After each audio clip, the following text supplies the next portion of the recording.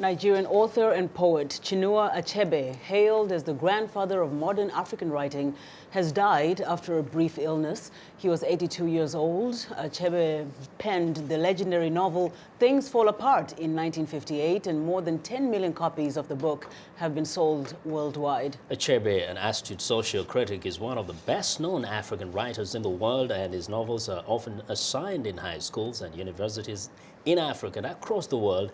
His works explore the impact of European culture on African society. Our Paul Ndiho has more in this previously filed VOA report on Achebe. Nigerian novelist Chinua Achebe is one of the best-known African writers in the world. His Things Fall Apart and other works explore the impact of European culture on African society and politics, and how Africans are depicted in the West. His books are often assigned in university courses both in Africa and abroad. Nigerian singer Onyeka Owenu. I am so proud of what he achieved with that novel. And whenever the history of literature in Africa is told, you got to start with Things Fall Apart. Things Fall Apart examines Nigerian tribal life before and after colonialism.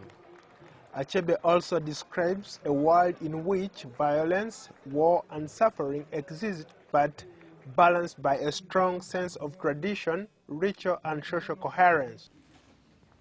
Now, the story of Things Fall Apart is a story of a strong man. That's how one of the publishers described it when it came out in 1958.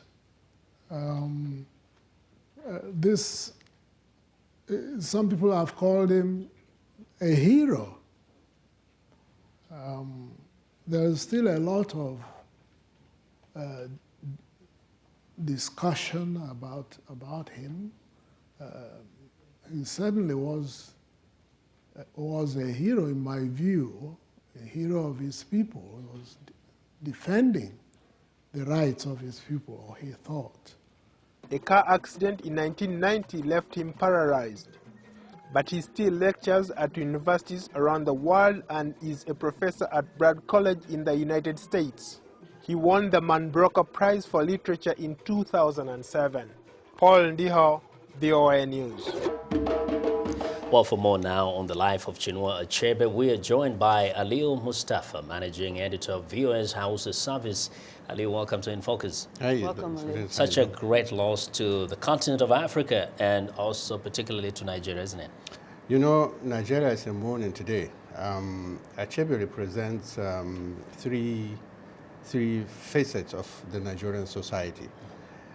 He was what some call academic rebel. You know, he's not like Wole Soyinka, who is a political activist, but in his own right, he was also a rebel. And his whole life actually started from that perspective, because he struggled against colonialism. As you know, his big book, as Things Fall Apart. Things Fall Apart, as was introduced, was written in 1958. That's almost 2 years ahead of Nigeria's independence. So he grew up in a place and a time when colonialists were coming into Nigeria and changing attitude of Nigerians. I remember a story about him when he was in primary school. The white British teachers wanted the Igbo students to stop speaking Igbo. They wanted them to start learning English. And it was said that his first punishment was because he spoke in Igbo and asked one of his classmates to give him soap in Igbo language. Wow. And that was the first recorded punishment of him as a student. So that was the beginning of his struggle against colonialism. And then now, that was the basis of that book that he wrote, Things Fall Apart. And his heritage was so prominent in his writings. I remember reading Things Fall Apart, and there's so much of Igbo in it. He really never strayed from that, even though he's been away from Nigeria for so long. He has. There are two books that stand out among all the books that Chinua Achebe wrote. Things Fall Apart obviously was the biggest of them because of the kind of impact. It was required reading in many African countries at the time when it was written because of the story that it contained. And then there was a book which was probably the latest book that he wrote. It was called There Was a Country. That book was probably the most criticized of his books because in that book, he was seen not as a Nigerian, but as an Igbo person. As you know, he took part in the Biafran War. Yeah, and he supported Biafra independence. Yeah, he actually was an ambassador during the Biafran struggle. And he was also a journalist. He worked in radio. That's where he actually met his wife. Yes. The Nigerian Now, in fact, one of the things that made him great, isn't it that although he wrote his stories, he drew from the traditional Igbo storytelling and actually based those stories in the village, he wrote them in a way that anybody could read. That's why I read Chinua Achebe, although I'm from Kenya, and enjoyed. See, that was the big difference between Chinua Achebe and people like Wole Soyinka. Soyinka was seen as an extreme English literature writer. Almost an obscurist. I mean, you had to have Oxford education to be able to read some of the stuff that Wole wrote.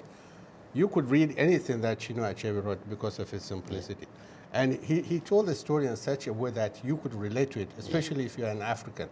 And you can relate to the environment, to the situation, to the culture, and all of that. So he made it really simple for people to understand where he was coming from. He's won so many awards, and obviously Nigeria really reveres him.